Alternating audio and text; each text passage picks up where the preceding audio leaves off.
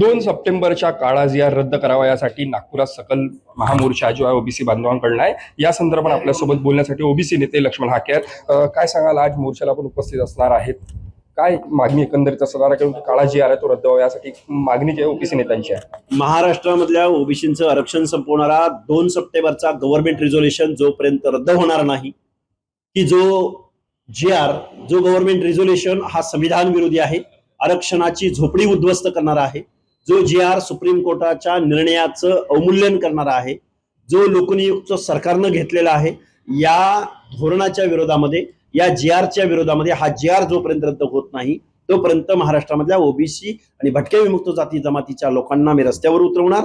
आणि इथल्या राज्यकर्त्यांना जर मतपेटीची भाषा समजत असेल तर इथून पुढच्या कालावधीमध्ये आम्ही शेवटी जनतेच्या दरबारात जाणार, रस्त्यावर उतरणार. न्यायव्यवस्था आमच्या बाजूने बोलायला तयार नाही, आमदार खासदार आमच्या बाजूने बोलायला तयार नाही, मंत्रिमंडळातले सदस्य आमच्या बाजूने बोलायला तयार नाहीत, नेतेगण आमच्या बाजूने बोलायला तयार नाहीत.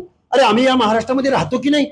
आम्ही 50-60% लोक आहोत आणि आमच्या समावेशाशिवाय जर तुम्ही इथं काही आमच्या डोक्यावरती लोकशाहीची मूलभूत तत्व पायदळी तुडवून जर तुम्ही काम करणार असाल तर आम्ही सुद्धा सत्तेच्या बाजूने आम्ही सुद्धा राजकारण करायला इथून पुढच्या कालावधीमध्ये सुरुवात करणार.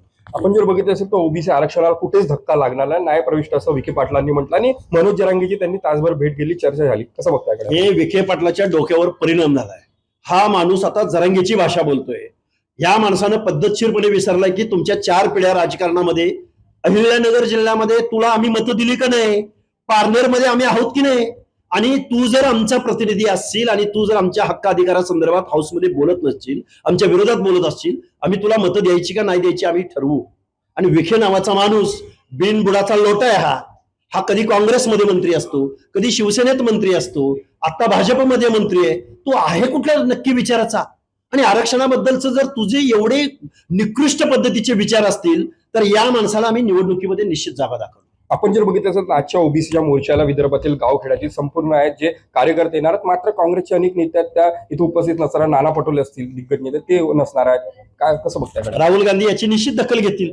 राहुल गांधींना कितीतरी वर्षानंतर ओबीसीच्या हिताची उपरती झालेली आहे आणि ते जर ओबीसीच्या बाजूने बोलत असतील आणि पटोले, थोरात, चव्हाण यांना लोकसभेला आम्ही, विधानसभेला आम्ही दाखवलंय. आम्ही सांगितलं होतं, पृथ्वीराज बाबा चव्हाण तुम्ही अंतर्बली सराटीत जर भेट देणार असाल आणि वडीगोद्रीत येणार नसाल तर आम्ही तुम्हाला निश्चित जागा दाखवू, आणि दाखवली. माजी मुख्यमंत्र्याला आम्ही पराभूत केलंय. त्यामुळे आमच्याकडे सुद्धा, आम्हाला सुद्धा मताचा अधिकार आहे. आम्हालाही संविधानानं एक मत, एक व्यक्ती, एक मूल्य दिलंय. त्यामुळे जरांगे 10% जोरावर एवढी भाषा बोलत असेल, अरे आमच्याकडे तर 50-60% लोक आहोत आम्ही. त्यामुळे आम्ही सुद्धा मतदानातून तुमची जागा कुठं ठेवायची हे आम्ही दाखवून देऊ. हे होते आपल्यासोबत ओबीसी नेते लक्ष्मण हाके. तेजस मोतुरे, जय महाराष्ट्र न्यूज, नागपूर.